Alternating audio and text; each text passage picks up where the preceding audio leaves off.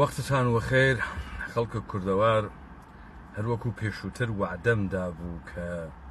من ئەم ماجراوی تاریخ معاسرە عەسرە حازرێک کە تیا خەریکی ژیان ئەکەین و اتفاقاتێک کە لە هەرێمە کوردستانە عێراق کوردەوارە داگیرکریا گەلای کۆرپۆرێشنە عێراقی ڕوو ئەدات ئەیکەین بە زانکۆی پەروەردەکردنی ڕەجولە سیاسی ئینسانە گەورەیە کورد تا بتوانێت دەرس بگرێت لە ئێستا و بەکاریان بێنێت لە ئایندە. بزانن اتفاقێکە لە دەورانە تەقینەوەیە ارتباطات و ڕسانەکەوت و ئینقلاب ڕسانەکەوت ئەمە بوو کە سوورەت و شکڵە تەمامە قەزایای زندگی بەشەری گۆڕیە. مثال بۆ ئەووەڵین بار لە جەنگە خەلیج و عەمەلیاتە تۆفانە سەحرایە یاڵەتە متحدەیە ئەمریکا لەگەڵ عێراقا شەڕ چووە ناوە قاڵەبێکی تر. شەڕ تەبدیل بوو بە بازیەکی ئانلاینی و خەڵک لە ماڵەکەی خۆیان دەرگیرە مستەقیم ئەم شەڕەسە. بۆ ئەوەڵین بار لە شاشەی تەلەڤیزیۆن و هەواپەیماکانە ئەمریکایی ئەهدافە ناوە بەغا نیروەکانە سەدام حوسێنیان بە شێوەیە کوڕەخراوەکان بەدگایز لە حالەیەکی دوورا وەکو مێرولەکە هاتن و ئەچوون نیشان ئەدا کە بۆمبێکی مادەر بەسەریان و تێتە خوارەوە و ئەیان دەقێنی. مەقولەیە شەڕ کولەن گۆڕیە. ئێمە بە کەڵکوەرگرتنە لەم فەزا ئێستا سیاسەتە پشتە پەردە ئەوەینە ناوە ماڵە تەکتەکە مردمە کورد. ئەڵبەتە عەسرە ژیانە ئسناکی، عەسرە ژیانە فاست فود، مەکدۆناڵد، کینگبەرگەر تەبیعەتەن ئەو تەحملەی لە ئینسانەکان سندگە کە بۆ خواردنە شامێک یا ژەمێ خۆراک 2 ساعەت وەخت لە ڕستورانێکا سەرفکەن تا بە ئستارتەرۆ دەست پێ بکەن 1 ساعەت چاوەڕوانە مەین کۆرس بن دوای مەین کۆرسەکە بە دەسێرێک و لەگەڵ چاییە یا قەحوەیەک میوانی شەوانە تەواوکەن. هەر لە خۆی و شلوقیان کردگە کە گویا ئێمە واینە عەسرە سورعەتە حتا بتوانین شتەکان کورتۆکەین و چون خەڵک تااقەتی نییە شتە تەماشایی تری فرەی هەز بڕوا بیوێنێت. ئەمما مەقولەیەکی جددی وەکو حیاتە سیاسی ئیجتیماعی و ئابووریە ئێمە مەقولەیەک نییە کە بە دەقیقەیەک و 2 دقیقە و 20 دقیقە و 5 دقیقە حەل بوێت. تێگەینە لە وەزعیەتە ئەمڕۆیە ئێمە پێویستی بە دەرکێکی ئەمیق هەست. من نایەژم ئاحادە خەڵکە کوردەوار گوێ لە ئێمە ئەگرێت. من نایەژم ئەم دیبەیتە لە لایەنە ئەوانەوە ئەتوانێ پەسەند بێت. بەڵام من تەمامە محاولەیە خۆم ئەکەم بتوانم سەوارە بەرقسەس ئەمسال و مەسادیق شتێکی پوختە و بەرچاوە یاران کەسانە قەستمەند کە قەستە دەسەڵاتیان هەست بخەم. پێشووتر ئەوزاعە کپە ئارامە دەرز نەکردنە هیچ خەبەرێ لە کۆنگرە خەریکە کۆنگرە پەنجومیەکان. ئەو فەزا دروست ئەکا کە تۆ مەشکووکە بەڕێکەوتنەکانە پشتە پەردە بوویت. چ تۆریاگەکان، چ حەزفکریاگەکان، چ بایکۆتکەرەکان و چ تەمامە ئەوانەی کە لەم کۆنگریە پەنجە شەرعیەتیان لە کوڕەکانە تاڵەبانی کوڕەکانە کۆسڕەت ڕەسوو و بنەماڵەیە عەلیە ئەسکەری سەندۆ. و ئێستا ئەگەر قەرارە بگەن بە زەرورەتێ قەرارە معامڵات و پشتە پەردە بکرێت و خەڵکە سلێمانی ڕانیە پێنجوێن سنە کرماشان هەڵەبجەیان لە بڕیارێکی چارە نووسازی و بەریزانیگە و پێیان وایە کە بە خۆیان ڕەتی هەست بۆ ئەوانەی وا چاوەڕوانن ئاشت بکرێن و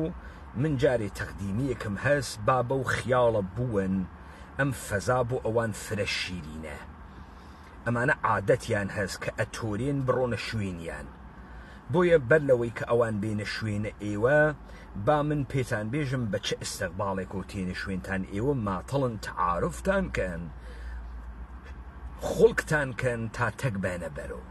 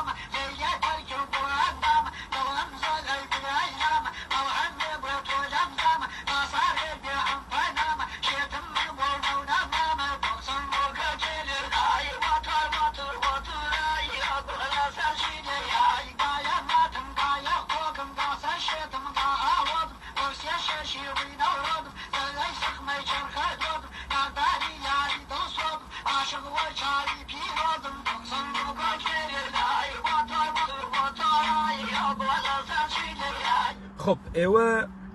لە گۆرانیە بۆ تۆر بە زرس قاتع زیاتر نسیبتان ناوی بەڵام ئەمە کۆهەن ئولگویەکە بۆ کەسانێک ناز ئەکەن و خۆیان بە موهیم ئەزانن و ماتەڵن یەکێ بڕواتە شوێنیان متعسفانە ئەم فەزا کە ئێمە واینتیا و من ئیستە شەرحی ئەەکەم بەشێکی فرە لەم خەڵکە کەوا لە ناویە وەکو ئەو خانەمەسە کە ئاغای لطفڵڵا گەرێکی بڕواتە شوێنی و خەریکە پێی ئێژێت بڕنەوە ساختە ئاڵمانە فیشەکە زەردە کارخانە ترەقە قرمز مۆملەبانە بیخەم تفەنگ بۆ نیشانە تۆ پێم بڵێ و کێلەیدایی ئیستا ئەم ساڵە تۆریاگەکانە کۆنگرەیە یەکێتی گشتیان مغیان کردگە لە دوور و ماتەڵن یەکێ بڕوا بڕنەوێ بگرێتە دەس و بێژی کێ تۆراندکتی تابوو یێرمە و قارەمان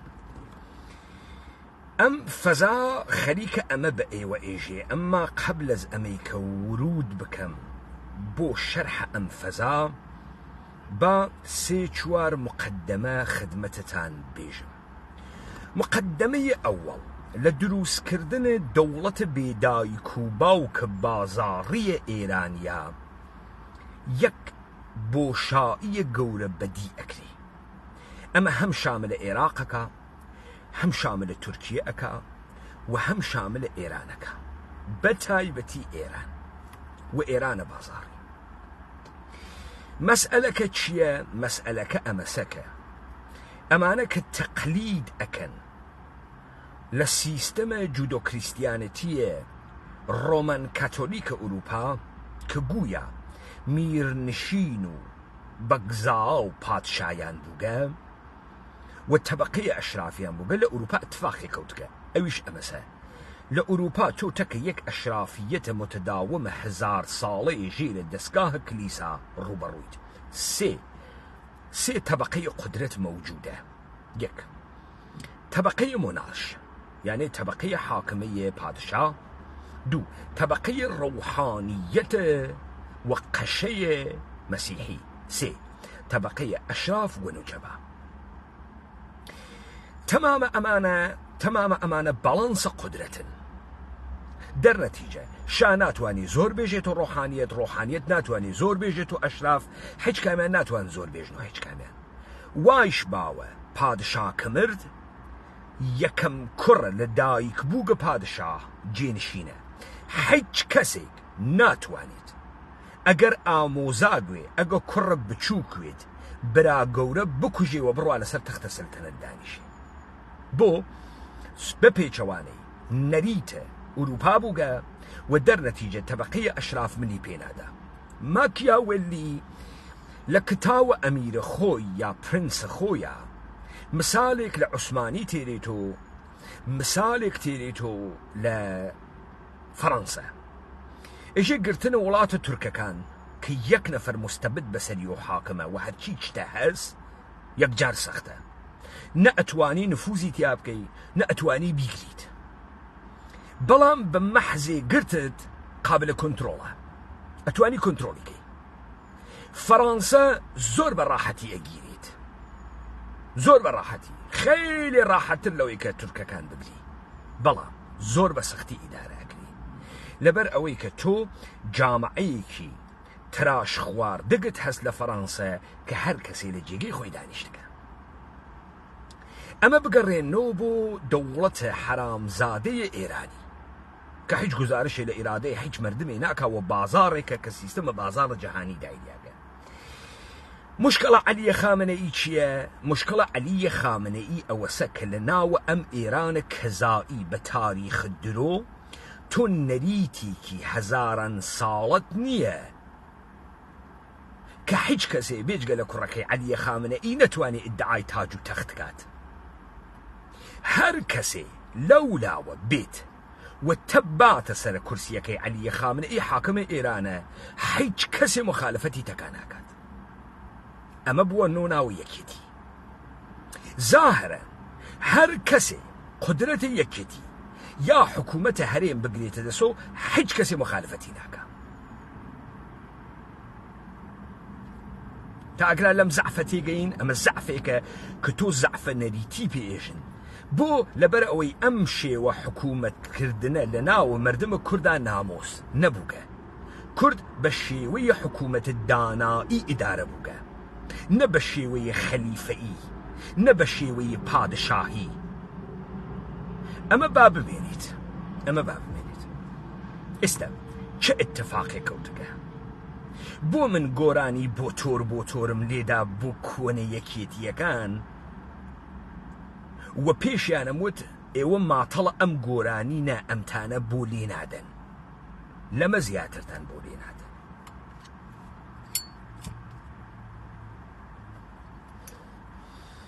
بامن مثاليك بدم لبروي ليكتري حالي بوين ام اشتك من ايجمي كردوار داجير كرياغلاي كوربريشن عراقي شي درگير كردگه من قرك ملسر مقولي كومونيزم كارگري شخصي بنا ومنسور حكمت يا آغاي جوبين الرازاني قصب كم فراز وفرود جوبين الرازاني كيس أميك من إجمي بيستقمة نازانم چني دروسه لسرانا كوماليش بيستقمة ديسان نازانم چني دروسه بلام جوبين الرازاني لأصلا يهودية. جوبين الرازاني قويا دوريشا ساواكشا اديك جوان اهنيري بو أوروبا ماركسيزم بخوينن تا بتوانن شر ماركسيستكان إيران كان يكيق لمانا جوبين الرازاني كوقت خويتي بو لندن درس خويندن جوبين الرازاني اكويت سر بارادايم شيفت يا انقلاب نمايشي 57. جوبين الرازاني باندوختيك باشناي بزوان انجليسي اندوختيك لأدبيات متنوعة ماركسيزم وقراءتك المختلفة كالماركسيزم لدانشقاه في أوي لبريطانيا تيتو إيران. أما لويك التاراني بودقي حيج معناي كينيا لويك أواني وانا وشارة تارانا حيج بيوندي كيانيا لويك أمانة بعنوان بديدية مودرن داراي مردم بي همه چيز هن ئەما ناتوانن خەڵکە بێ هەمە چیزەکانە ئێران معنیکەنەوە ولذا ئەچن لەسەر مەقولەیە مۆدەرن پرۆلتاریا ئەوێسن و پرۆلتاریا بە جامعی ئێمە ناخوات تەوانە بەسیج و جەزمە مردمیان لە تارانانیە. ژوبینە ڕازانی دەربێترین حاڵەت لە سەهەندا ئەوێ بە 18 نەفەر بەڵام ناگەهان اتفاقی کەوتگە لە 57 لە منتەقەی کوردە قەومی ئیتنیکی جەریانێکیان دروست بۆ دروستەکەن بەناوە کۆمەڵە. ئەم کۆمەڵە 600-700 نەفەر نیروی مسلحی هەست، ئیمکانات مادی و ئیمکانات تەجهیزاتی تشکیلاتی هەست. ئەلەگرا مەنسوور حکمت بە عنوان دانشجوویەکی بە لە قوتی یەهودی ئەوەڵین کارێکە ئیکا ناوە خۆیە گۆڕێت، خۆی ئەکا بە مەنسوور حکمت. ژوبینە ڕازانی ئەڕوات بە کۆپیکردنە لە ماۆ تسەتونگ، هەروەکو چۆن جەلال تاڵەبانی ناوی خۆیێنێ مامە،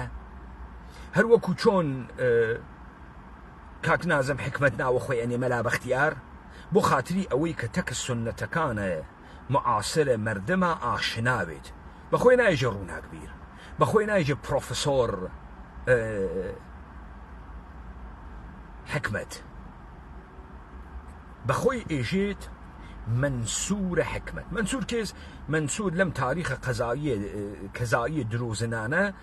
خەلیفەی عەباسی مقتدرێک بووگە کە لە زەمانە منسوور خەلیفەی عەباسیە مەدرسەی نظامیەی بەغداد دائەنرێت، هەم سەوارە بەر حکمەتە هەم سەوارە بەر قودرەتە و تەمامە متونە یونانی بە عەرەبی تەرجمە ئەکرێت و ئیدعا ئەکەن.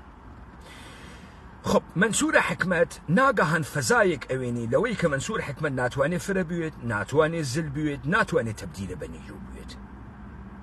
تو زەمانێ مهم ئەوی دەرنەتیجە کەسێک دانشجوویەکی 25-6 ساڵە بەناوە منسوور حکمت ئەناسێت نەوە بەرچاوەکەوێت. ئۆکەی لە ئێرانە 40 ملیۆنیا منسوور حکمت چۆن وە بەرچاو بکەوێت؟ منسوور حکمت ئێشێ نیروی بوێت دەربکەوێت تا بڕواتە ناو بازیە قودرەت. لەگرا منسوور حکمت کۆمەڵە دۆزێتەوە، کۆمەڵە مشتێ بەرساختە تحت ناوە ڕەحبەران دائەنێن کە سەوادیان نییە، کوردە قەومی کریاگە حاشیە نشینن، حزب دموکراتێک و قاسملوویەکیش وا لە بەرامبەریانە. دەرنەتیجە هەم خەلەئە تەئۆریان هەست، هەم سەوادە تەئۆریکیان نییە، هەم ناتوانن پاسۆخە و عەبدوڕەحمانە قاسملوو بن، هەم شەڕە پەیکار و حیزب توودە و چریکای فەداییان پێ ناکری. ئەوەی کە مەقولەیە جەنگە چریکیشیان توولانی ئەوێت احتیاجیان بە بازبینیە لە خۆیان و تعریفکردنەوە لە خۆیان هەست. ئەم کۆمەڵە زاهرەن لەسەر هەستەهای ماۆئیستی دانریاگە ئێشی چرخشکە. منسوور حکمت لەگرا بۆ خاتری وی حەق ڕەقیب بەخۆی نەهێڵێت و بۆ خاتری ئەوەی کە سرنج مابەقی ئێرانیەکان بەرەو کوردەکان ڕانەکێشێت و ئەم بە عنوانە پەدیدەیەکی گومنام بێت بە نیازە کوردەکان پێی ئەوات. یەک، کوردەکان فرە بۆیان مهمە تەئید بکرێن لە مەرکەز. دوو، بۆیان مهمە بە عنوانە جەریانە چەپ تەبدیلە بە چەپە سەراسەری بوون. منسوور حکمت بە هەنیە حیزب کۆمۆنیستە ئێران وارد بازیە کۆمەڵە ئەوی. لە کۆنگرێسێ کۆمەڵا نامەیەک ئێژێ مابەقیە چەپە ئێران ئەکاتە چەپە بورژوازی، خۆی ئەکا بە چەپە مارکسیست لێنینیستیە ئینقلابی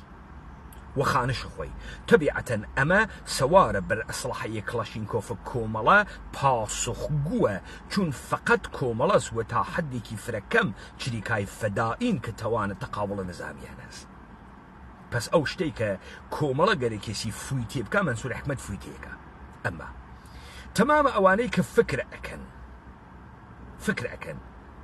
قدرەتەکەوا لە دەستیانە و منسوور حکمت هیچ کارەس. منسوور حکمت ئینسانە گومنامێکە تا ئیستە گەرەکێسی لە ئێرانە بوێتەوە ڕەجوڵە سیاسی. منسوور حکمت چۆن ئەوێتەوە ڕەجوڵە سیاسی؟ نە بە نووسینە وتار لە ناوە ڕۆژنامەی تارانە، نە بە مانگرتنە خوێندکارانە دانشگای تاران دەنەفەرون. منسوور حکمت زمانی تبدیل بە چهرەیە ڕەجوڵە سیاسی ئەوێت کە لە کانونە حەوادث جدی و ڕووداوە جدیاوێت. منسوور حکمت خۆی فرە ئەداتە ناوە تەلاتۆماتە کوردستان و جەریانە بەناو کۆمەڵە. ئاغایانە کۆمەڵە فکرەکەن فرە زرنگن، هەنیە شووتیە بەناو حیزب کۆمۆنیست نیاگەزە ژێرە باڵیان. لكنارة أما تمام قدرة منصور حكمته، سواد تأوريك منصور حكمته، مفهوم سازي منصور حكمته، پیشنهاد حزب كومونيست منصور حكمته، اجي تو جي سرم كرو خوم جي بيمكم منصور حكمت هیچ إصراري كينية للرهبرايتي كوملويت بو چون كالاكي وابي اواني گرفتار كرگه بماركسيزم لينينيزم وازاني هیچ كام لوانا سواد ماركسيست لينيستيانية وأم هر دقيقة أتواني لآستينيا تحت ناو خانش جديد لتأورية انقلابية ماركسيستي لينينيستي فرمولي باتدرو آغایان کۆمەڵی چون هیچ نفوزێکیان لە تارانە نییە، هیچ دەستاوەردێکی نظامیان نەوگە، ڕوو بە بەدەنەی خۆیان، ڕوو بە جامعەی کوردستان، منصور حکمت و 18 نەفەر ڕەفیقەکەی تەبدیل بە جاکپۆتە سیاسیە خۆیانەکەن. بزان ئێمە ئەوەنە قودرەتمەندین، ئەوەنە ژیرین، ئەوەنە خاسین لە تاران و بەچە تێهرونمان هاورگە بۆ لای خۆمان و کردگمانە بە کۆمەڵەیی مەسینەمان بۆ هەڵەگرن، ئاعتراف بە قودرەت و کوردەکەن، کورد بینریاگە ئەها ئەمان خۆیان ئێژێ کاورایە ترسەزاور لە ترسا کوڕێکی بوو ناوینیا ڕۆسەم لۆدا خۆیشی ذاتی نەوبانیکە. ئەمانە خۆیان فویان تێکرد منصور حکمت و ئازەرە ماجدی و ئەمانیانە گەورە کرد. تا ئەگراگرتمان خۆب منصور حکمت کەسێکی نەناسیات بوو بە قەرارگرتن لە کۆمەڵە ناوی پەیا کرد. منصور حکمت وەختی زانی خاص لە ناو تەشکیلاتە کۆمەڵە دەستی چووگە تەمام ئەوانەی وانە کۆمەڵە ئەدەبیاتە منصور حکمت تکرارەکەن و بە عەبدوڵڵاه موحتەدی ئیعلامە فراکسیۆنە کۆمۆنیزمە کرێکاری کرد لە ناو کۆمەڵە. 19 نەفەر و چادرێک هات 700 نەفەر 95% تەشکیلاتە کۆمەڵی برد و بردی بۆ ئەوروپا. منصور حکمت لە یەهودیەکی بێناوی دانشجوو ناگەهان تەبدیل بوو بە تئۆریسیەنە مارکسیستی و ئینقلابیە چەپ ئێران بە وەزنە کۆمەڵە و کارنامەیە حزب کۆمۆنیستە ئێرانێ کە خۆی نەغدیەکاتەوە. ئێستا منصور حکمت جوانێکی 40-50 ساڵە تبدیل بوو بە ڕەجۆلە سیاسی لە ناوە کانون بازی قدرەتە دەوڵەتە ئێرانیە. ئۆکەی تۆ حزب تودەت هەست، تۆ پەیکارت هەست، تۆ فەدایانت هەست، ئەمانە حیچێنیان مهمترین مهریە دەستوەشێنە ئەم جەریاناتە کۆمەڵاس مخ ئەم جەریان ئاغای منصور حکمەتە. منصور حکمت لە کوردستانە عێراقە شاخەی کۆمونیزمە کارگەری کوردستانی عێراقی دروستەکە.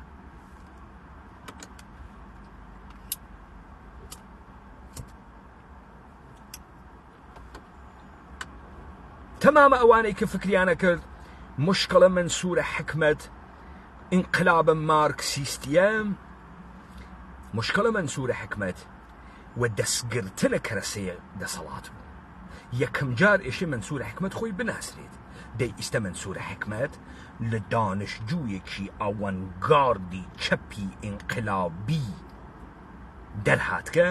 تبدیل بووگە بە تئۆریسیەن ڕەحبەرە جەریانێکی سیاسی. خەیلی تاغیری کردگە لە لە فەرش گەیگە سە عەرش. ئیستە منصور حکمت هەنگاوە بەعدی ئێشێ هەڵبگرێ بۆی مهم نییە تۆ پێی ئێژی مارکسیستە یا مارکسیست نییە. منصور حکمت لە کۆنگرەیە دۆی کۆمونیزمە کارگەری خۆیە هەڵەگەڕێتۆ ئێژێت من لەمە و بە بەعدگەرەکمە بڕۆمە ئەو جێگە وا هەرچی چتە 100,000 تیراژ ڕۆژنامە ملیۆنیە، پامەمبەرنشین 100,000. ئێمە ئێشێ لە قاڵبە چەپە ڕۆشنفکریە ئینقلابیە کافەنشینە منزەوی بینە دەرەوە زۆر و بۆرە خەڵکی لە خۆمان بکرین. ئەگەر لە مەسهەب ئستفادەمان کردگە، ئەگەر لە پۆپولیزم ئستفادەمان کردگە، ئەگەر لە خوێنە سیاوەش ئستفادەمان کردگە، ئەگەر لە ڕۆسەمە زاڵ کەڵکوانمان برد تەلویحەن تەمامەمانتانە پێژێ. دەرک نەکردنە منصور حکمت لەلایەن عوزڤێکی دوگمی کۆمۆنیست کە لە کۆمۆنیزم تێنەگەیگە و لە سیاست تێنەگەیگە منجر بە دووریە لە منصور حکمەتەوێت. ئێژێ منصور حکمت تەکە ئیسلاح تەڵەبی ناکەوت کەسەڕێ دەی فکر ئەکردەکە کیا گەرەکی بکەوێتە ڕێ منسوورە حکمت گەرەکی و قدرت بگرێ تا دوێ کە کەس کەری پێوە ناوەست و ئمڕۆ لە ئێرانە ئێژی منسوورە حکمت ورد و دەرس ئەیناسن نەیشیناسن سەرچێکەکەی ئەیناسن حاکمیەت ئەیناسێت معلومە ئەڕواتە ئەو زەمانێ تەکە موسەویە دانە ئەنیشت کە موسەوی منسوورە حکمەتی وە پیاگ نەیەزانی نەیەناسی ئمڕۆ وەختێ موسەوی ئێژێ منسوورە حکمت ڕەحبەرە کۆمونیزمە کارەگەریە و ئاغای موسەوی نخست وەزیرە خومەینی بووگە ئەمانە ئیستا هەردکەن گەرەکیانە لە مناسبات و قدرەتێکا کە وا لە ئینحسارە ئەوانە شرکەتکەن منسوورە حکمت تا ئەگرا خۆی تەحمیل کردگە بە ئەوان پس لە ئینسانێکی عادی جوولەکەیەکی عادی ناوە خیابانەکانە تاران منسوورە حکمت سەوارە بەر حکمەت خۆی و قدرەت دیگەران بزانە ئەو ئەحمەقانەی کۆمەڵە نەیانزانی تەمامە قدرەت ئەوسە تۆ دە نەفەرە لەگەڵ هەبیت و منسوورە حکمت ئەمەی نەبوو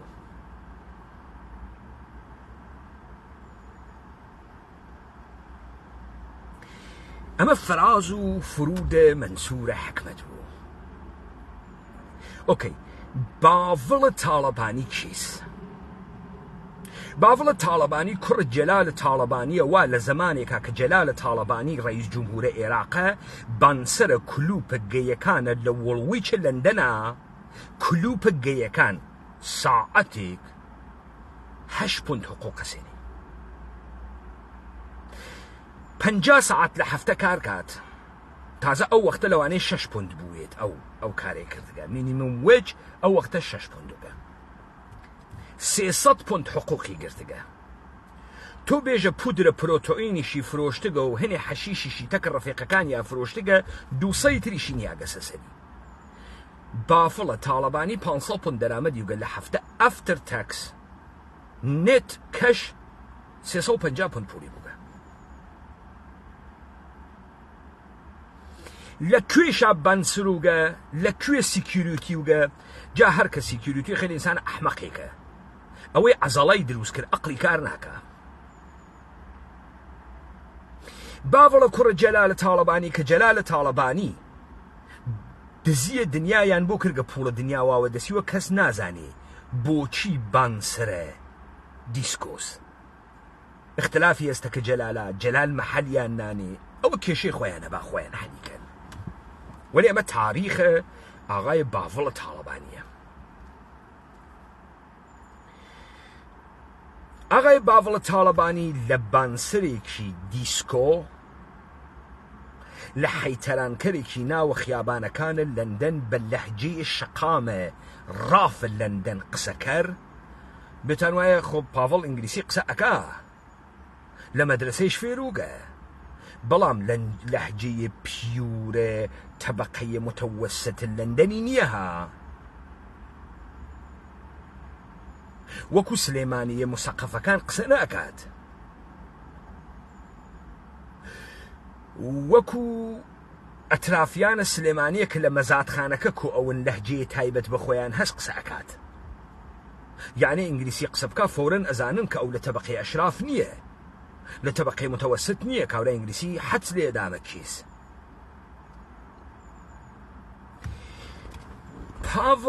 باڤڵ بە قەوڵە خۆی تێتۆ ئیقلیمە کوردستان لە ئیقلیمە کوردستانە ئیتفاقێکە کەفێ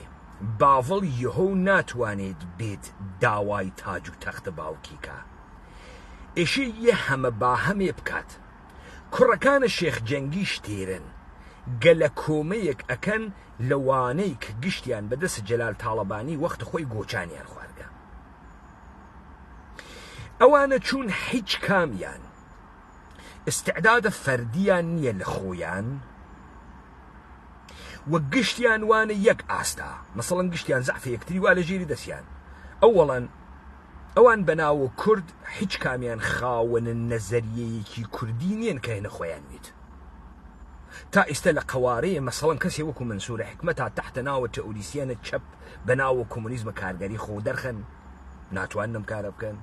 نێسیان یەک خەت نووسینیان نییە کۆمەڵی توڕەهاتیان نەزەمە هیچ ڕەبتی بە خطوتە مبارزە و خطوت جەریان سیاسی نییە دوو کارنامەیە هیچ کامیان کارنامەیەکی زەلال نییە کە بڕبێت لە مەحبوبیەتە خەڵکی، هیچ بەرەی خەڵکیەکیان نییە. خەڵکی لیان و وەڕەزە لە مشتێ گەڵپەرستی هەڵپەرستی فاسد. لە تاریخەکەی قوندیلیشیان قینیان تێ، خەڵکەکە قینی تێ. ئەمەلەن ئەمانە لە بەرامبەر پاڤڵ تاڵەبانیا هیچێ ناتوانن بۆ مەقامە سەرکردایەتی بێژن مادام پلە و پۆستە خۆیان پارێزیریاگە، یعنی کانونە دزیکردن، کانونە ئیقتدار، پوڵیان وا لەسەر جێ خۆیان. باڤڵ هات لە کۆنگرەی چوارە بە دەسە لاهور شەقیدا لە قنگە عیدەیەکیان فڕێدانە دەرەوە. هیچ مقاومەتی سوورەتی نەکرد، هیچ مقاومەتی. تەوەجۆ بکەن بانسەرێکی دیسکۆکانە بریتانیا ناگەهان هاتکە تەحتە ناوە هاوسەرۆکە لاهورە شێخ جەنگی تەبدیل بووگە بە سەرکردایەتی یەکێتی نیشتمانی.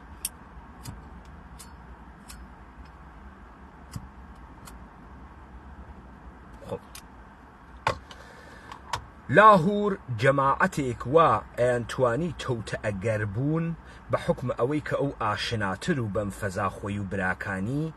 بۆ کوڕەکانە تاڵەبانی لادا. وەکو ئاوی خواردن باڤڵ هات نەوی لە کرد لاهور و لاهوری فڕەدا و براکانی. ئێستا ئەمەلەن ئەم جەمعیەتە فاسدە کە هیچ ئینسجام و یەکێتیەکیان نییە و یەکێتی گروپی دائیمەن شتێکی متزەلزلە، باڤڵ ئەمەی شێواند و چوو کەسانی تری هاورد. ئیستا تەمامە ئەوانەی وا فکرەکەن کوڕەکانە کۆسڕەت ڕەسوڵ فرە نێرەکردن لە باڤڵیان برگەس و ئیمتیازیان لێ سەندگە. با بزانن پاڤڵ خەریکە مەرحەلەیە تەی ئەکاوەک و منسوورە حکمەت، یعنی قەرارە ڕەحبەریەتە خۆی بۆ خەڵک و بۆ ئەوانەی کە بەناوی یەکێتی تێنە منسەی زوهورۆ عادی بکاتەوە. بزانە ئیستا هیچ کەسێ نایژێ دنیا وتی ئەمە حەشیش خۆرە، هیچ اتفاقی نەکەوت.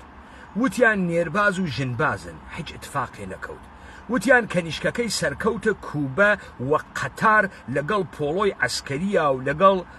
نازانم کیان یا گیانەقەی یەکتریوە، هیچ اتفاقی نەکەوت. پاڤڵ ئمڕۆ خەریکە لە زەهنە مەردم و لە زەهنە تەمامە مدعیانە یەکێتی بە عینوانە پرسە قەیرە قابلە چەقەکردن بە ناوە سەرکردایەتی خۆی جێخە. ئیستا کانونەکە ئەمە نییە کە پاڤڵ سەرکردە نییە، کانونەکە ئەمەسە کە پاڤڵ بەشە دیگەران نادات. هەر کە بازیەکە ئەچنێ قەشەنگ بازیەکەی چنیگە، هەر کە بازیەکەی چنیگە قەشەنگ بازیەکەی چنیگە. وە کوردی ئێژن کوێر چی گەرەکە دوو چاوە ساق. خۆ لە پاڤڵێکی سەرسەری ئیگنۆر کریاگە لە تەریقە جەلالە تاڵەبانی و ناگەهان تۆ سەرۆک پاڤڵێک ئەوێنی لە مەراحلە مختلفا بە چێهرەگەلە مختلف. ئاغای باڤڵە تاڵەبانی لە ڕواڵەتە جنتڵمەنێکی ئینگلیسیە قەرنە 19 و ئەوایلە قەرنە 20 بە ڕیشێکی درێژ و کەلەیەکی تاشیاگ ئەم دەفعە بە چێهرەیە تازە لە قاڵب سەرۆکە پێگەیگە باڵغ بووگە خاون بڕیارە لە ڕواڵەت خۆ دەرەخە. ئەمە تۆ لە ئارایشیە ئەوێنی ئەم حرەکەتەکەوەی کا سەرفر 1 ساڵە گوزەشتە کامڵەن بەرنامە ڕیزی شدەست حتا لە تەرکیب و لە قیافەیە.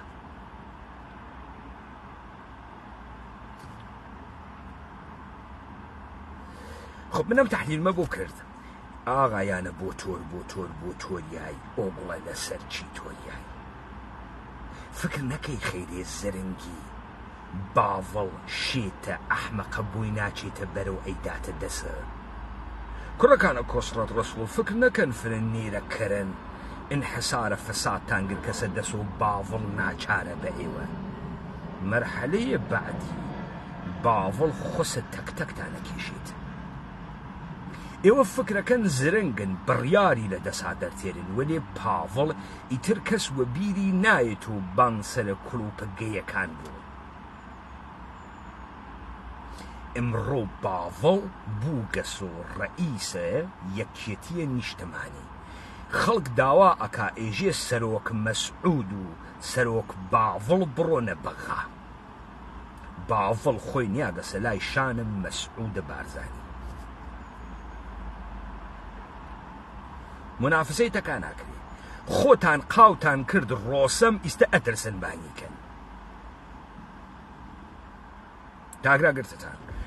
دەرسە ئەوەڵ قودرەت یەک شتان پێژێ پیر و پاتاڵێک یەک زمانی قەهرەمان بوو گونونانە قارەمانی ئەخۆن حتایە ناتوان نەونانە بخۆن لە سەرانەی پیریە دەرسە تاریخ بە تۆ ئێژێ ئەیانگرن و ئێدامیانەکەن بۆ ئەوەڵەن مردم لێیان ماندوو بوون ئەوەنە ئەم کرواسە عوسمانیانە شەکان گەسۆ هەر کامتان فرە لەسەر پێشمەرگەی دیرین و جبهەی قەدیم بازی ئەکات شەکەتە خەڵکی کردگە حکمە مەرگە خۆی ئیمزا کردگە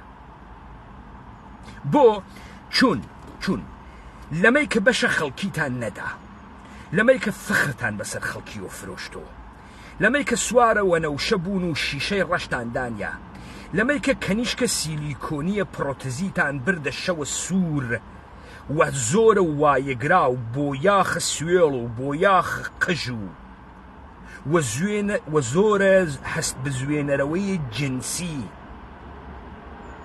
تەجاوز جنسیتان لەبەر چاوە جەوانە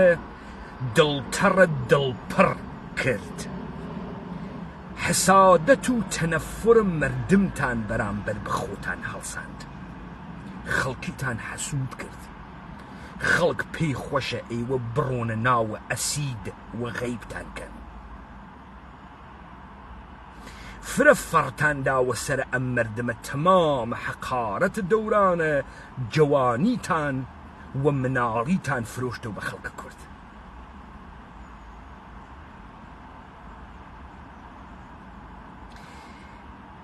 پاڤڵ ئەمە ئەزانێت گیرە پاڤڵ لە کوێبا بزانی پاڤڵ ئەگەر خۆیشی ئەمە نەزانێت حتمما مشاورە ئینگلیسی هەست دەوڵەتە ئێرانیش هیچ غەڵەتێ ناکە دەوڵەتە ئێران بەبەی دەسە ئینگلیسە مشاورە ئینگلیسی هەست و مشاورە ئینگلیسی خەریکە حرەکاتی سەکەناتی تەسمیماتی بۆ ئەواتە بەرەو ئەولەویەتە ئەووەڵە پاڤڵە تاڵەبانی محکەمکردنە پێگەیە سەرکردایەتیە یەکێتیە بێ هیچ چەقەچەقێ ظاهرەن تا ئەگرا موفق بووگە لە ئێوە نە لە ئێمە نە لە خەڵکە لە ئێوە موفق بووگە ئەگەر مەجبور بوێت بۆ ئەوەی کە ئەم پێگە بتەو کاتۆ سەرکردایەتی خۆی حاشا هەڵنەگیر کاتۆ و هەزار ئەرحەمیلا و بیسمیلا و چی بکەین و سەگ خواردی تۆزێ دەسەڵاتەکەی شلەکا بۆتان بۆ عیدەیەکتان وەلێ مطمئن و تەمامیەتی لێتانە سێنێتەوە لە پرۆسەسە 1-2 ساڵە ئایندا لێتانە سێنێتەوە وەختێکیش تێتان هەڵبەن تەواوە ئەو ڕەفێقانتانە وا حیچە نەسیبیان نەوگە ئۆخەیەکەن مەسەڵەن ئەگەر وەشاڵاوە ئەسکەری بیدات و مەحموو سەنگاوی نەیدات مەحموو سەنگاوی وا لە کەمینە ئەوەی کە چۆن شاڵاو لە بین بوات مشکڵیان ئیتر پاڤڵ نییە مشکڵی شاڵاوە کە ئێشە شاڵاو بکوژێت لەگرا ئەو بە بازیە کە ئیکات جێگەی خۆی درعەکە و دیگەران وە سەگە لە خاتە گیان یەکتری ئیستەیشە خەریکە ئیرادەیە گشتیان ئەچەمێنێتەوە خەریکە معامڵاتە پشتە پەردە وعدەیان پێئەدا ئەر کەس نەیخواستم شووەکەمەتۆ دەنگ مەکەن و تەبابن و یەک ڕیز بین و منسەجم بین با بزانن حرەکەتێک کە پاڤڵ ئەیکا لە لەحاظە حیزبی دروستە لە لەحاز شەڕ دروسە ئەم قسە من ئەیکەم ماکیاوەلیش وەختە خۆی کردی مشتێک کە شیشە مزەور هاتن وتیان درۆ ئەکا دەرسوورەتی کە تەمامە سیاسەتە کلیسا هەر ئەمە بوو کە ماکیاوەلی وتی پاڤڵ ئێژێت فرە بڕیاری زەعف تێرێت و ڕازەکە ئەمە نە پاڤڵ ئێژێتی تەواوە دنیا ئێژێتی یەک نەفەر بڕیارە تەواوەدات چون لە ناوە گروپێکا کە تەقسیمە کرد هەرکە سەلیقەی خۆیان نوێنێ ملاحظاتە سیاسی دەرنەزەرەگرێ گەرە کێسی چاپلوسی و تەزاهور کات لە تەئیدیە دیگەرانە تەسمیمی حاصل ناوێت لە جەریانە جەنگە دەروونە ئوروپا ئیمپراتورە پرۆس چون یەک بڕیار دەربوو لە مقابڵە 5 متحدە خۆیان گشتیانی شکستدا لە ماوەی 5 ساڵە بۆ چون ئەوان نیان ئەتوانی بڕیار بن هەر بە پلانێکی شەڕ کە گەرەکیان و دایبنێن دەبوایە ژنراڵەکانە 5 وڵاتەک یەکتریان مەشوەرەت کەن تا بە ئیجماع بگەن و لە ئیجماع حرەکەت کەن ئەو بێمەهابا بڕیارێدا و حملەی پێکردن ئەو کارە پاڤڵایکە ئەقڵە سیاسی ئەوە ئیژێت ها مادام هیچ کامیشتان هیچینیان ئەو بەڕاحەتی ئەتوانێ بڕاتە سابوونکەران و کاورایە کە دوکانی گوڵە بە ڕۆژێ هەست بێژێ بە قوربانە بم کاکەی ئەحمە ئەو دوکانتە داخەوەرە بۆ سەرکردایەتی یەکێتی ئەحمەوە گوڵە بە ڕۆژە فرۆش لە سەرکردایەتی یەکێتی تەمامە قودرەتێک کە ئیستە گرتگێسی بە باڤڵ گرتگێسی ئەم دەقیقە تا 4 ساڵی تر 1000 شەق بۆ باڤڵە وشێنێت چون لە پڕێکا بۆ گەسۆ کوڕێک بەڕاحەتیش ئەتوانێت ئەحمەی گوڵە بە ڕۆژە فرۆش بکاتە مامەڕیشە ئەوە نەبوو وتی بە گۆڕەکەی ئاکام بزانە مامەڕیشە شەهیدە جەلالەها سەرۆکە جەدید شەهیدە جەدیدی هەست بە گۆڕەکەی ئاکام قەهرەمانە جەدید دروسەکان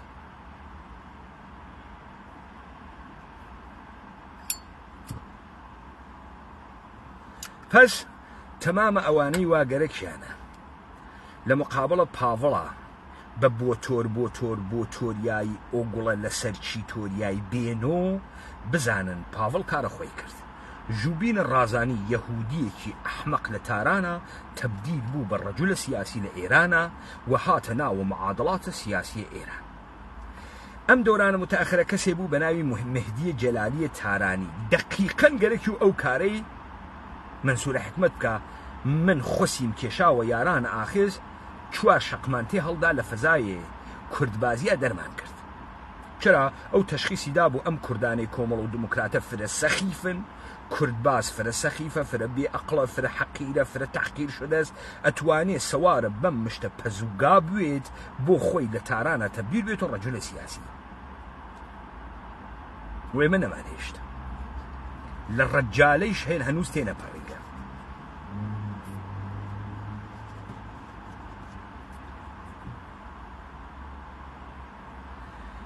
و ئەمما ئاغایە پاڤڵە تاڵەبانی حەریفەکانت تۆ کۆنە یەکێتیەکان نیەن بزانە ئێوە مانانێک کە دەرکێکتان و دەرکە ئەمیقێکتان لە قودرەت نییە بەڵکو گەرەکتانە بە نمایش ئەو پێگە وا دریاگە پێتان حفزی بکەن ئەم قسانەی کە من ئێژم دەرمەوردتان سەدقەکە مثال بەمە خزمەتە مەسعود بارزانی لە پرۆژەی ڕفراندۆما ئەڕوا بێرنارد لێڤیە فەڕەنسەوی تێرێت تەکە کۆشنەرە ئەگەر اشتبانەکەم وەزیری کۆنی دەرەوەی فەڕەنسا تەکە جوولەکەکەی فەڕەنسا پیاوە تۆقێنەرەکە کیس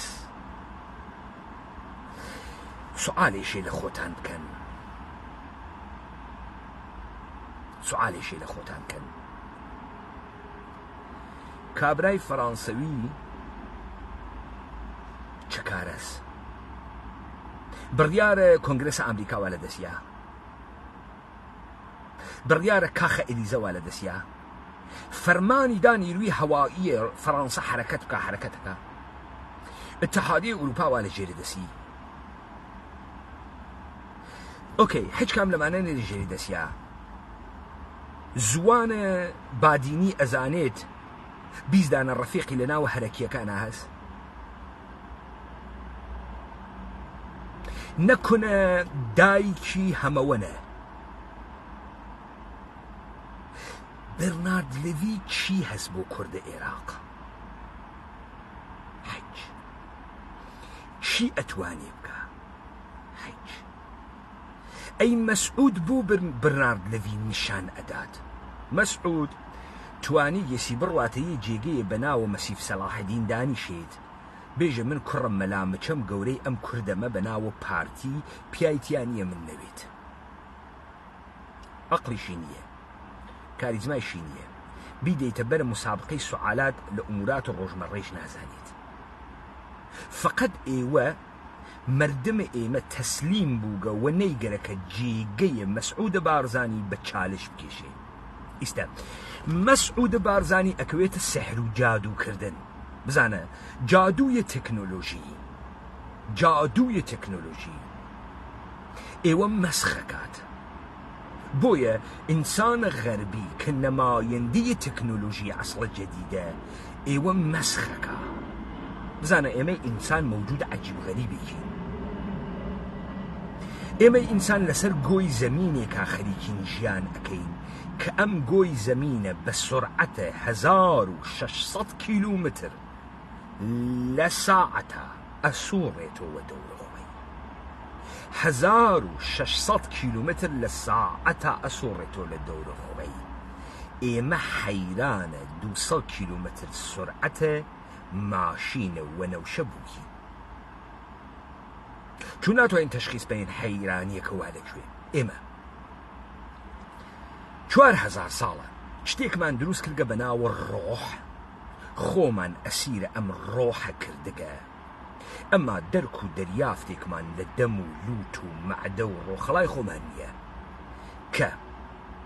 ژەمێ فاسۆلیا ئەخۆین هەر ئەو دەقیقە لە ناوە مەعدەیە ئێمە حەزم ئەوێ ئەڕواتە ناوە خوێنە ئێمە لە گەردەشە خوێنە ئێمە تەبدیلە بە پەیکەرە زندە ئەوێت وەێ واین وە دیارە ئەوەی کە لەکوێ لە ناوە سێویەکان نووسیاگە ئەڵڵاه تا بە عینوانە موعجزە بیفرۆشینەوە واینە شوێنە ئەوەی کە بزانین کوێ لەکوێ کەڵەشێرێ ئەقولێنێ ئێژێ محەممەدەن ڕەسوول الله تا ئێمە بڕۆینە تەوافە کەڵەشێر ئێمە واینە بەشەریەت وازە حەیرانی خۆمان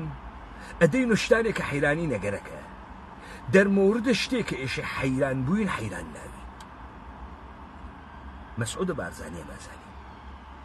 وەختی ئێژێ برنارد لەویە جوولەکەی فەڕەنسەوی پیاوە تۆقیێنەرەکەی کوردستانمان هاوردگە کشتیژی برئڕ داخم فراماسۆنەری وا لە پشتیانە یا ئێلومناتی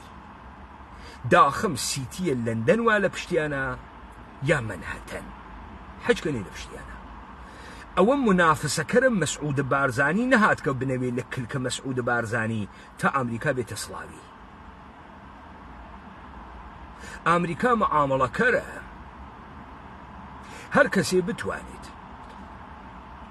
دەمە مردم بوەسێت ئەمریکا ڕاتێکیا مەعامەڵەکە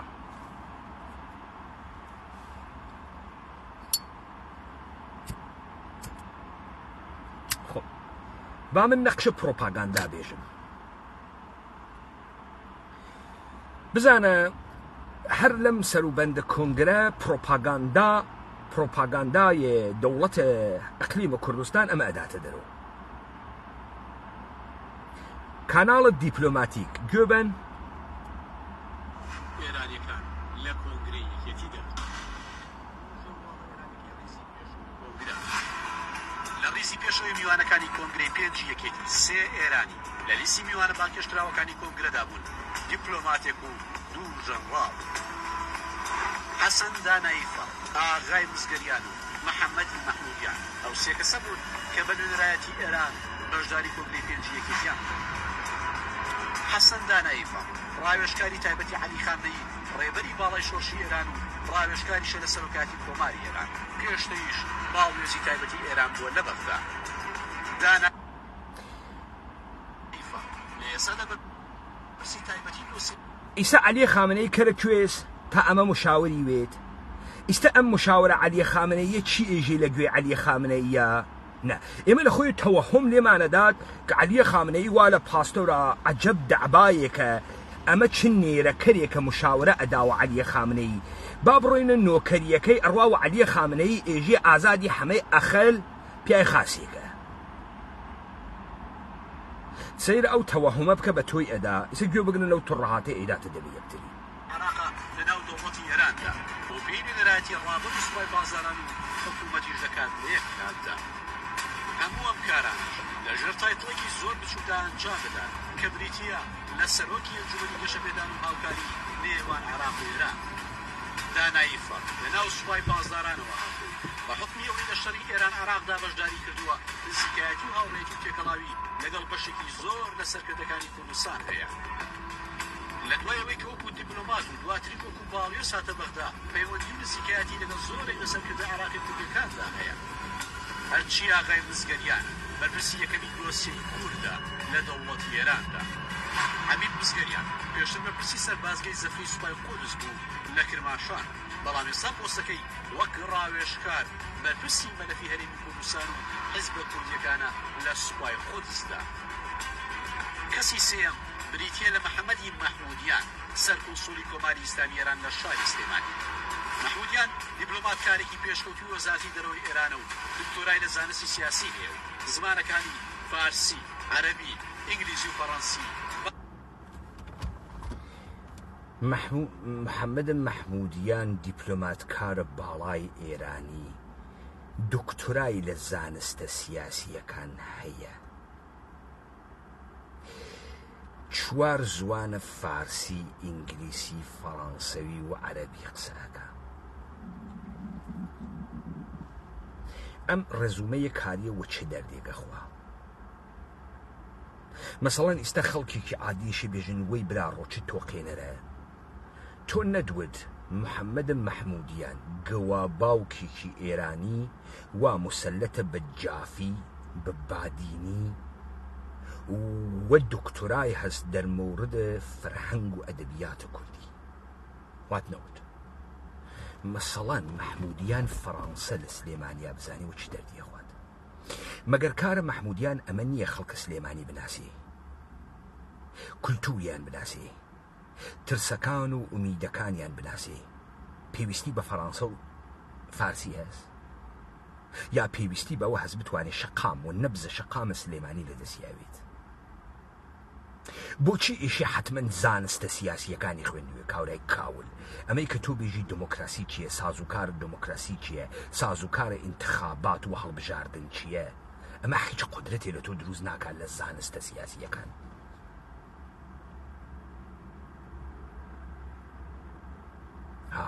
تۆ ئەگەر بدوتای ئەمە ڕەوان شناسە دەروون ناسە کۆمەڵ ناسە ئەنترۆپۆلۆژیستە و ئینسان شناسە منمو بلەخەرەی سەری متالعا دەکا ئۆکەی دێ ئەمە بە چ دەردەکەوە خوا دیپلۆماسی بکە وە چ دەردێگە خوا ئێوە خۆتان کەرن یا گەرەکتانە مردم بوونە ئاستە کەریەتی خۆتان ئیستە مەسەڵەن 4 زوان ئەزانێت تەکە کیا دانیشتگە مەسەڵەتە فەڕەنسە ئەزانێت چیەکە لە فەڕەنسە چیەکە ئللا ئەوەی کە بتوانێت لە ناو فەڕەنسە تەکە سەرانە فەڕەنسە تەکە مردم عادی فەڕەنسە قسەکە دێ ئەو هات کەسە ئیقلیمە کوردستان کوردی نازانێت خەڵکە ئیقلیمیش عەرەبی نازان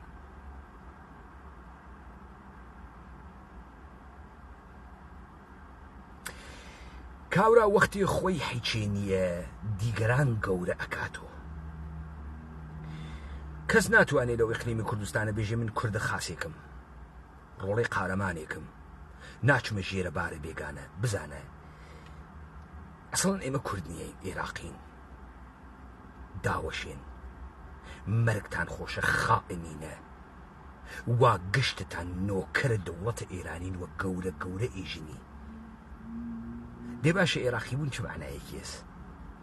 ئەوە بێشەرەفینیە تۆ وەفات بۆ دەوڵەت ملت خۆت نییە ئەلەنەن و ئاشکارا ئیعلام ئەەکەی دەست نیشاندەی دەسە ئێرانیت بابا ئەگەر مەملەکەتوی لەم بریتانیاویتە ئێداماکەن تحتناوە تویتر ئەدگرن و ئێدام دەکەن لە ئیاڵەتە متحدەی ئەمریکاوی ئێداماکەن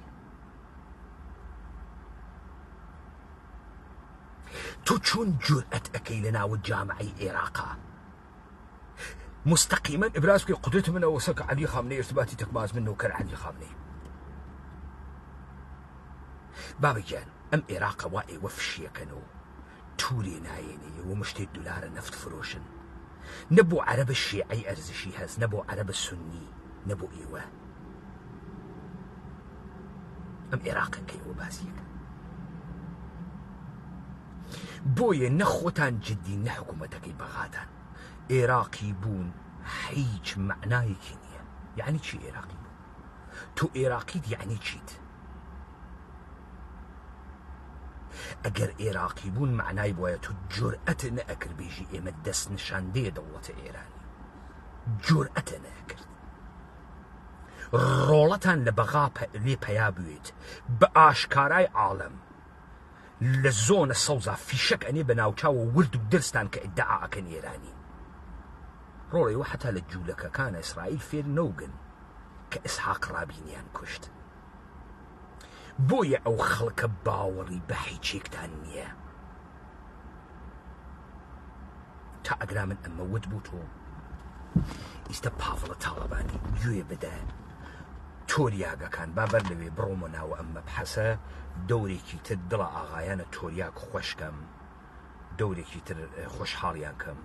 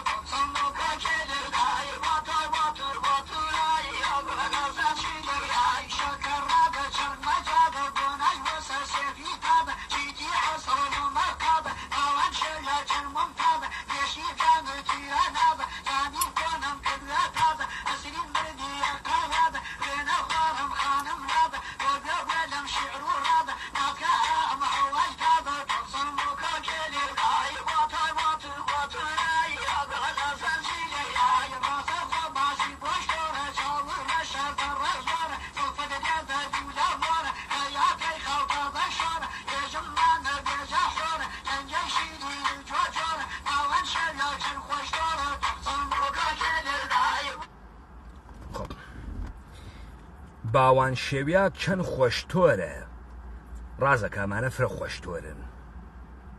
تا ئێژی کشت تا کشمیش ئەتۆرین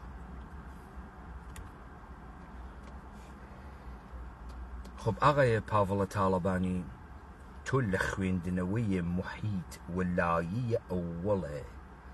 یەکێتیە نیشتمانی دروست حرەکەتە کرد لە خوێندنەوەی جامعەیەکا کە دروستان کردگە دروست حرەکەتە کرد ئەما کوێت نەخوێنگەسۆ بزانە تەمامە ورد و درسە کەسانێک کە وەکو تۆ لە پڕێ کاگەرەکیانە بوون و کوڕێک بە شوێنە نوسخەگەلە جادوئی ئەگەڕێن یان نەقشەیەک گەنجیان پێنیشان بدات ڕیا ڕێگەی موافەقیەتیان بۆ بدۆزێتەوە بزانە ئەمڕۆ لەو کۆرپۆرێشنە ئێرانیە مردمە بێ هەمە چیزکریاگە برسی پوڵ جەم ئەکا بڕوات لە کڵاسە دکتۆر ئەنوشە دانیشێوە ئێوەش تەبدیلی ئەکەنەوە وە زوانە کوردی دکتۆر ئەنوشە وتەکانە دکتۆر ئەنوشە گشتتان وە شوێنە ڕەمز و ڕاز و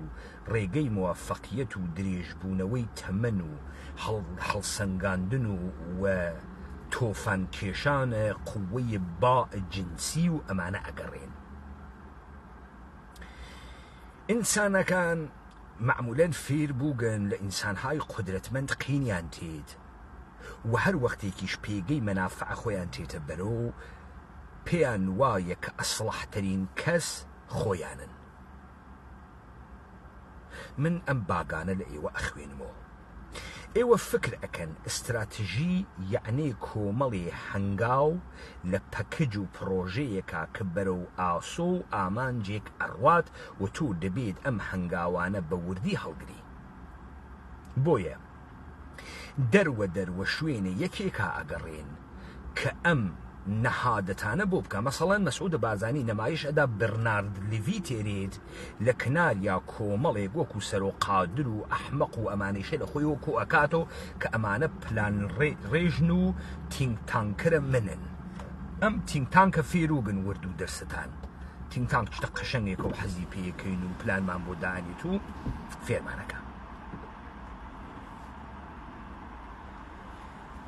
ئەمما ئیرادە داستانەکەتان وا لەکوێیە؟ ئیرادە داستانەکە وا لە ئەوەی کە ئستراتژی بە معنای جێبەجێکردنە هەنگاو گەلێ یەک پەکەج و پرۆژە بەرەو ئامانج مشەخەسێک نییە. ئستراتژی دروست یعنی کردنەوەی دەرفەتەکانت بێشمار لە بەرپێی تۆی بازیگەرە. بەمێژن ئستراتژی یعنی چی؟ یعنی سێنزۆ ئێژێت استراتژی یعنی خۆ وەکو تاشەبەردێکی گەورە دین و لە مەوقعیەت تاشەبەردێکی گەورە وا لە هەڵدێرێکا وێسیاگە و هەر لەحزە ممکنە بکەوێت و ئەگەر بکەوێ معلوم نییە بەرەو کوێ ئەڕوات. چەپەڕوا ڕاستەڕوا ناوەڕاست ئەڕوا لا ئەدا لە وەسەت ڕێگە ئەکێشێ بەرەو ئەولا وەدێ قودرەت تەخریبی و وەحشەتناکێکی هەست. استراتژی یعنی لە مەوقعیەتە ئەو بەردە قەرارگرتن. ئەم دەرسە با من فێرەکەم تا فێربووی. ئەو خوێندنەوەی منە دروسە دەرمەوردە ئێوە. نێتفلیکس ئێستا سریاڵێکی فیلمێکی دۆکومنتاری دانیاگە زاهرەن دۆکومنتاری نە دەرمەوردە بیوگرافیە شخصێکە بە ناوە نازانم کێ شوگەر دەیوید شوگەر مەسەلەن. دەیوید شوگەر چکارە کوڕە میلیۆنەرێکی 41 ساڵە بووگە کە بە شوێنێک پەیداکردن ڕەمز و ڕازە پوڵداربوونە سەریع ڕێی ئەخوا لە نوسخەیە مرتازە هندیەک کە بە یوگا لە تەیە 10 ساڵە توانی گێسی بە چاو و بەسیاگ بوێنیت و ئەمە ئەخوێنێت و حەزی پێیەکات. ئێژێ من هەمان تەمرین ئەەکەم بە چاو بەسیاگ بوێنم کە بە چاو بەسیاگ ئەوێنێ ئەتوانێ کارتەکانە پۆکر بخوێنێتەوە و بتوانێ کازینۆکان تیانە قومار بواتەوە. شەوێ 50,000 پوند دەهەیە 50 ئەم ئاغا لە کازینۆکانە سەراسەر دنیا لە بازیە پۆکرا ئەواتەوە. نتفلیکس ئەمەی دروست کردەکە. مطمئنوە هەر کە ئەم فیلمە لە ئەوروپا بوێنێت لە سوحاوە خۆ ئەکاتە ناو وەرزشە یوگا تا بتوانێت بە چاوە قوچیاک کارتە پشتە دەستگاهە پۆکەر بخوێنێتەوە. گشتتان وانە. ئیستا من وتم جەماعەتە بۆ تۆریای ئۆگوڵە لەسەر چی تۆریای کێن. لەناو ئەمانە فقط یەک نەفەر و یەک چێهرەوە دەرد ئەخوات ئەویش ئەبزارە دەسم مەردم وێت بۆ خاتری ئەوەی کە ئەو مەردمە بیکاتۆ ڕەهبەر. ئیستا بابێمە سەر ئەوەی کە تۆ کوێت نەخوێنگەسەوە و کوێ ناخوێنیتۆ و ئستراتژی یانین لە مەوقعیەت بژاردەهای بێشمارە قەرارگرتن یعنی چی؟ ئەوڵەن ئەو جامعەوە تۆ فکرەکەی عیدەیە بوویتە سەرکردایەتیە یەکێتی چەور ئەون و ئەمانە بۆ تۆ ئیدارەکەرن کار ئشتبایەکەکەی چون تۆ لە تەیە 15 ساڵە گوزەشتە عیدەیە مناڵ هاتگنە سەناوی یەکێتی لە وەختە ڕاماڵینە بەغاچ و گندزیان بۆ بابەت کردگە. ساڵە 90 لە داربەرقەکان و دارعەمودەکان گرتگە تا دزیە ماشین لە گومڕوکاتە بەغا ئەمانە دزیان کردگە بۆ یەکێتی نیشتمانی بوو باوکە تۆ کە بیکاتە قەل و بیکاتە ناوسکی و ئەمانە بە دیارە معاشێکی پێشمەرگانەوە وێسیاگەن. ئێوەش ساڵە 96 شەڕە پارتیتان بەمانە کرد، شەڕە پەکەکەتان بەمانە کرد، شەڕە داعشتان بەمانە کرد و کۆمەڵێکی فرە لەمانتانە کوشت. ئەوانە دائیمەن بەمە گەوج کریاگن کە سەوادە سیاسیان نییە، بەڵام خۆیان نەزان کوڕەخاسن و ڕێزیان لێ نەگیریاگە و لە پلەپایی گەورە قەراریان نەگرتگە، استعدادەکانیان سەرکوب کریاگە، نەزەراتە عەسکەری و سیاسیان سەرکوب کریاگە. تۆ ئەمانە بە مۆهرە نازانی، من ئەمانە بە مۆهرە ئەزانم، نەک بە مۆهرەیان ئەزانم، بە ڕەحبەریان ئەزانم. ئەمانە ئیتر بۆ تۆریایی ئۆگوڵە لەسەر چی تۆریایی نیەن، ئەمانە خودە مەردمن، خودە خەڵکن، میکایلین، ڕۆغزاین، شەمێرانین، نەوڕۆڵین، ئێناخین، زەردۆین،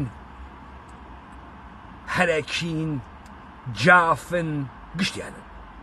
ئەمانە خودە خەڵکن، ئامۆزاگ و بن ئامۆزاگ و کەسوکاریشیان فرەس. ئەوەڵین کارێک کە ئەتوانن بە تۆ بیکەن ئەگەر شەق نظامی نەوێ شەق انتخاباتیە، تۆ لە انتخاباتە دەنگ نایری، نە تۆ تێریتی، نە ئاغای لاهور شێخ جەنگی تێریتی، هیچ کامیان نایریتی، بەڵکو بەرەی خۆیان تێریتی. ئەمە یەک. پس ئەمان بژاردەی انتخاباتیان هەست. با بزانی ئەوەی تئۆریسیەنە انتخابات بێت، وەختی ئەو خەڵکە سخەنڕانی بۆکەیت و پەتاتەی پێ ئەدەی، ئێژێ دەنگە پێ ئەدەم دەگە پێ نادا. تۆ لەسەر کینەی خەڵکی حساو نەکردگەها، لەسەر حسادەتە خەڵکی حساو نەکردگەها. تو بە نەمایشە انتخابات لەو قودرەتە ئەمێنیت و وەگیانە سوحە لە سلێمانیا دەنگ نێری خۆت لە دەباشان دەرەچی، وەگەرنە ئەو خەڵکە هوتە دەن لە دەباشان. باخاز بزانی و ئەمە مطمئین و ئەمان ئالترناتیڤ بەعدیان خۆیانن، کوڕەکانە خۆیان، کوڕەکانە ئەو جامعە، کوڕەکانە ڕانیە، کوڕەکانە پێنجوێن، کوڕەکانە کەفری و کەلار، کەرکووک و خانەقەین، کوڕەکانە هەڵەبجە، فەرماندەکان، پێشمەرگەکانی وا ئێوە تڕۆتان کردن، سووکتان کردن و حساوتان لەسەریان نەکردن. ئەوان فرە شتێکیان هەست، ئەوان هەم چەکەکەیان هەست، هەم قەڵەمەکە، هەم ئەنگوسەکەی سن و قەڕایی، هەم جەمعیەتەکەیان وا لە پشتا. ئەوانە وەختە خۆی جەمعیەتیان بۆ ئێوە ئەهاورد مۆریانە کردوتان. ئەم دەحفە نە ئەتوانی لە انتخاباتە تەقەلوب بکەی، نە ئەتوانی انتخابات بوویتۆ. ئەوە نوکتەی ئەووەڵە کە تۆ لەسەری حساوە نەکردن. جەماعەتە بۆ تۆریش یەکێکیان دوانیان ئێشێ بەم سەرافەتە بگات لەسەر ئەم نیروە حساو کات، نە لەسەر وعدەکانە تۆ. چون تۆ یەک شتت گەرەکە بووی تۆ سەرۆکە بێمەنافسەی یەکێتی تا ئیسدە بووی، هیچ کەسێ لەسەر پێگەی سەرۆکایەتی تۆ قسە ناکە، گشتی داوای بەشەکە، تۆ بەشیان پێ ئەدەی وەلێ لەدا خۆسیانەکێشیت. قەشەنگ هەمان سەناریۆیە باڤڵ و ببەخشن لاهور و ئەوانە تکرارەوێت و ئەمە شمول لە قوبادە برایشەکە. هەر کەسێ بۆ تۆ خەریکە بەرنامەڕیزیەکە ئینسان زیرەکێکە، ئینسان زیرەکێکە، وەلێ تەکە ئێمە دەرکەفتگە، ئێمە خەیرە لە ئەو زیرەکترین. بۆ چون ئێمە مەردمە عادیە جامعەی کوردەوارین، وا گەرەکمانە تەمامیەتە فەزڵ و شکۆی خۆمان بگەڕێتەوە بۆ خۆمان. هیچ کامان لە هیچ کاممان زیان نییەین، وەلێ خۆمان ئەدەینە دەمە یەکتریەوە، نایەڵین ئێوە ئەم تەڕاتێنە 100 ساڵە بەردەوام کەن. تەواو بوو. نوکتەیەکی تر، دەوڵەتە ئێرانی خەیلی نەمایشە ئیقتدار ئەدا، وەلی دەوڵەتە ئێرانی پێویستی بە شەرعیەت و پێویستی بە قەناعەتە ئیدئۆلۆژیک بە مەردەمەکەی خۆی هەست. دەوڵەتە ئێرانی وەختی حەملە ئەکاتە کوردستان، ئێژێ ئەم کوردانە تەجزیە تەڵەبن، زد ئێرانین، ئێوە ملەتە ئێرانن، ملەتە 2500 ساڵەی ئێرانن، ئێمە لە ئێرادەی ئێوە نۆکەرە ئێوەین هاتکینە دەرەوە. ئینسانە کەر کە گەرەکوێتێکی جمهوری ئیسلامی دەرکەوێت، ئەڕوات نیروی نظامی تشکیل ئەدات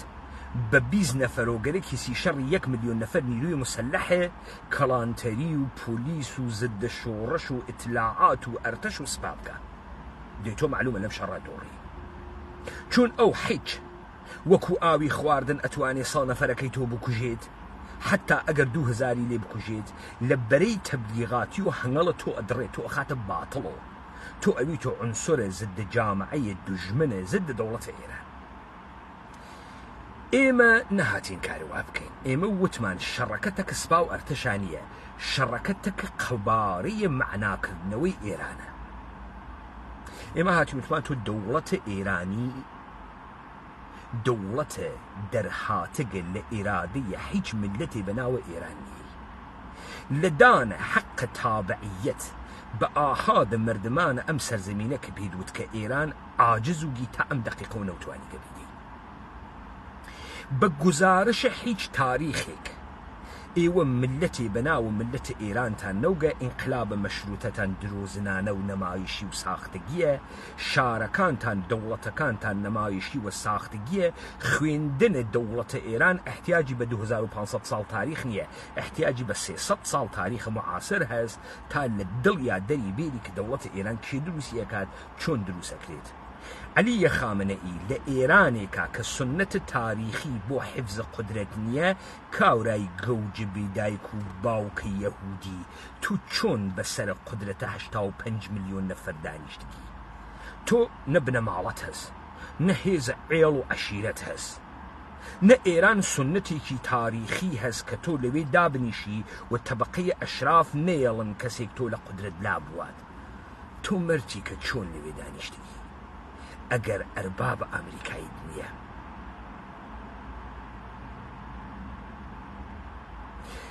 دەوڵەتە ئێرانی لە ڕەوایەتە کوردیەتە ئێمە ئەترسێت کارم بە من نییە ڕاستە یا درۆستها چیرۆکێکە کوردیەت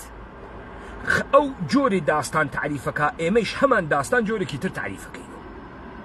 مەسئلە سەری ئەمەسە داستانەکەی ئەو چارە داستانەکەی ئێمە ناکات داستانەکەی ئێمە داستانەکەی ئەو ئەترەکێنێت تەزەلزول ئیجادەکە لە ناوە مردمێکا کە و پێشی مردمە ئێران بزان عەزیزگیان ئەمریکا چ تانکە ئابرامز بۆ تۆ دروستکات تۆ بترسیت و شەڕی نەکەی چ $100 پێبات تۆ شەڕی نەکەی و بترسی ئەو ئیرادەی تۆی چەمانگەسەوە ئێمە لە ئەووەڵۆ شەڕ ئێرانیەتمان تەکە ئێرانە کردگە ئێران بە شدت ئەترسێت لەوەی کە ئێمە وە بەرچاوە دووربینە جەهانی و کانونە حەوادسە منتەقە بکەوین تا شەڕ ئێرانیەت و کوردیەت لە بەرامبەر یەکتریا بێتۆ ڕەسانەئی بێتۆ ڕەسانەئی دوو جبهە دوو قوتب لە بەرامبەر یەکتریا ئەوێسن نوخبەگانە کورد نوخبەگانە قەومە ئێرانی لەم شەڕە دەوڵەتە ئێران لە مەسنەدێکە دانیشتگە و قەیرە قابل پرسیارەتێتە خوار و ئەڕوات لە مەسنەدە متتەهم دانیشێ دەوڵەتە ئێران ئەم کارە بکە نابوت بکات دەوڵەتە ئێران بە هیچ شێوەیەک جورئەتی نییە نزیکی ئێمە بێتەوە چون ئەگەر نزیک بێتۆ ئەمە شەڕە جبهە نیە شەڕە ئیدەس کوردیەتە لەگەڵ ئێرانیەتە دەوڵەتە ئێرانی حازر نییە شەڕە کوردیەت و ئێرانیەت لە NRT بشنەوێت حاضر نییە لە KNN بیشنەفێت حاضر نییە ئاهادە مردم ئەم شەڕە تەماشاکە وەکو بازیە فیناڵە جامە جەهانی کورد لەگەڵ ئێرانیا لە فیناڵە جامە جەهانیە 2030 جا ڕۆڵەی کورد لە پشتە تەلەڤیزیۆنەدا ئەنیشێت تا ڕۆڵە قارەمانەکانە کورد لەگەڵ دەوڵەتیانە ئێرانی بە جەنگ بێن لەسەر ئیدە ئەو وەختە ئەفامین یەکمەن ماسچەنێکەرێ هەست جا تۆ ئەوێنی شەقامەکانە سنە بە ملیۆن ڕۆڵەی قارەمانی تێتێتە دەرەوە دەوڵەتە ئێرانیان بازیە ناکات من تەنیا جەریانێکی ئینقلابیم وا ڕۆڵەکانە ئاخێزە کوردەوارە سەربەخۆ لە شارە سەقس سنە مەریوانە بە ئاشکارای عالەم لە ناوە پارکە عمومی محیتە عمومیە جەلسەی ئاخێزی دانێن کوڕن بیانگرن دەوڵەتە ئێرانی ئێشێ شەڕە ئیدەی ئێمە بکات دەوڵەتە ئێرانی وەکو فرعەون و موسا ئێشێ ئیدەیە کوردیەت لە دامنە خۆیان گەورە بوێت متوەجێ بووی پاڤڵ ئەمە دوو دەوڵەتە ئێرانی وەکو سەگ ئەترسێت خۆی نادانەمە ئێوە و تەمامە منافسەکەرەکانتان لە ترسە ئەوەی کە ڕۆڵە قارەمانەکانە ناوە کوردەوارە داگیرکراگە لە عێراق بە قودرەت بگەن هەر خەڵکی بچووک ئەکەنەوە وەلێ من خەڵکی گەورە ئەەکەم. تۆ گەرەکتە بێژی ئەم دەم و چاوانەی وا لە دەوروبەرتا گەورەی کوردن، من ئێژم ئەمانە خوێڕیترین ئینسانهایەکی بێدایک و باوکن، وا تۆ هەڵەبژاردگن هاوردەکتن. کوڕە خاسەکان ئەمساڵە حوسێن بازیانیەکان ئیگنۆر کریاگن و بەسە زوان. ئێمە حسێنە بازیانیەکان تێرین و حسێنی بازیانیەکان تەمامە زۆرە خۆمانیان پێ ئەدەین لەگەڵ زۆرە خۆیانە کە بڕۆنەوە دەسەڵاتە خۆیان بکرن. تۆ لەگەڵ ئەما تەرەفیان دافە. ئێمە تەمامیەتە ئیدەیە کوردیەت بە تەمامیەتە ئەفکارە عمومیە کوردەوە قەومی کریاگمان وا لە پشتا. حسێنە بازیانی ڕۆڵە قارەمانە پێشمەرگەکانێک کە ئێوە گەرەکتان و تڕۆیان کەن، تەمامیەتە مەحبوبیەتە کوردیان وا لە پشتا. ئێوە نێستان، هیچ کامتان نێستان. من بژاردەی هەڵبژاردنە عێراقم وا لە بەردەسا. عێراقی زەعیف بووگە بەغای زەعیف بووگ لەگەڵ جێگەیە تەڕاتێنێ مشتەفاسەدا وا لە بەردەسما گرتنە بەغا ڕۆڵەی گەرەکە. وەگەرنە مردمێکە و ئاشکارای عاڵەم ئێژێ دەوڵەتەکەمان دەستنیشاندەیە ئێران و ئەمریکاس، مەرگی خۆشە ئەو مردمە شکۆی نەماگە. شکۆی نەماگە. عێراقی بوون هیچ معنایەکی نییە. ئەمە بژاردەیەکی ترە. شەڕ دەوڵەتە ئێرانی فقط لە تاران ناکری، لە بەغا و لە سلێمانی ئەکری. دەوڵەتە ئێرانی لە سلێمانی تێی هەڵدریا، لە پاستۆر خۆی ناگرێتەوە. باخاس بزانی تۆ لەگەڵ جەمعیەتە 16 ملیۆنیە کوردەوە قەومی کریاگە ئێرانە ڕووبەڕوویت. سنوورت وا لەسەر سنووریان، ئەو سنوورەی وا تۆ حەزی پێ ئەەکەی بوێت. ناتوانی بدونە جەلب ڕزایەتە ئێمە قاچ خەیتە ئەو دیوە. ئیمکانی نییە، ناتوانیت. ئەوەی لەم سەرزەمینە کوردەتە کچم کە کورد کاری بێت کاری واتەکەیمە. تۆم بازیانتە نەخوێندبوو بافڵ. من تەمامە ئەم مینانمە بۆ تۆ دانیاگە لەگەڵ یارانە و لەسەر گشتیان کار ئەەکەم و ئەی تاشم و تێرمێ دەرەوە. جا ئیستە تۆ بڕوو لە پشتە پەردە بۆ تۆریایی لێ بە بۆ فاسدەکانێ وا ماتەڵن تەعارفیان کەی بیت. من دەمێکم مەخوێنگە سوها، دەمەیەکە ئەزانم کێوا لە دەوروبەری توە، ئەزانم چۆن بازیان ئەدەی و ئەزانم چۆن دانە ئەیاندەی بەگژی یەکتریا و یەکتری بە یەکتری حەزفەکەی. من تۆ وەختی خەریکی ئەو کارانە بووی، منیش خەریکی دروستکردنی کەسانێک بووم کە تۆ لەسەریانە حەساو نەیەکرد. پێت وا بۆ قودرەت نییە. با بزانی دوای ئەم کۆنگرە تۆ هیچ شەرعیەتێکی نەقانونی نەکوردی و نە ئینقلابیت هەست لە سلێمانیە. با بزانی وەختی من شەقەتێ هەڵەدەم و یاران شەقەتێ هەڵەدەن و ئەو ڕۆڵە قارەمانانە شەقەتێ هەڵەدەن، یەک نەفەر نایێت بەرە شەقەکەی ئێمە بگرێت. با بزانیت ئەو هێزەی وا تۆ لەسەری حساوەکەی لەگەڵ ئەو تەقەی ئەوڵین فیشەکە ئێمە ئەوەی لە ئەقلیمە کوردستانە ئەسلحەی واوە دەسەوتێتە خیابان وەتێت. ئەوە مهمە کێ فەزاکە ئەشکێنی. ئەها حسێن بازیانی یەکەم فیشەکەکەی تەقاند، ئەوەی جاش و مستەشار بوو دای لە پادگانەکان سەدام، یەکەم فیشەک مهمە کێی تەقینی. فکرەکەی حسێن بازیانی تیا نەماگە. ئەو مردمە نێ ئەزانی وەی زانیتە شەڕ کوردەکە. ئیستە وردە دەرکەوت، ئێوە خۆتان بەدەست خۆتان خوێنە خۆتان مباح کرد. بزانە ئێمە کۆنگرەی 5 کردمان بە مهمترین اتفاق تاریخی ئەقلیمە کوردستان. ئیستە لە خیابانەکانە سلێمانی ورد و دەستباسیەکە. دەرسوێتی کە کۆنگرەی 4تان فرە لەم اتفاقاتە مهمتری تیا کەوت و بەڕاحەتی سەرتان خست، کەس دەنگی لێ نەهات چون ئێمە باسمان نەکرد. ئیستە کە ئێمە هدایەتی ئەکەین جمەیتیت و بوێسەوە دیارە اتفاقاتە بەعدیوە ماجەرای بۆتۆر و هیچ کوێ ناگات. فرە کێشی مەیێرە، من دەسە تۆم خوێنگەسە و تۆ گەرەکتە لەوێ دانیشی بووی لە ڕۆژە ئەوڵ پێتم وت هیچ مەشروعیەتێکی نییە کۆنگرەی 5 یەکێتی نیشتمانیشە هیچ مەشروعیەتێکی نییە. نێسی تەواو و بۆ خاتری ئەوەی خاص لێتی دوو ئاتەشە بکەمەوە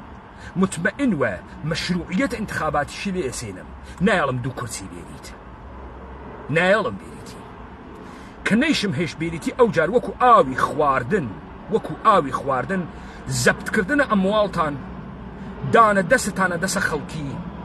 و محاکمەکردنتان خەیرە کارە ڕاحەتێکە لایەوە خۆش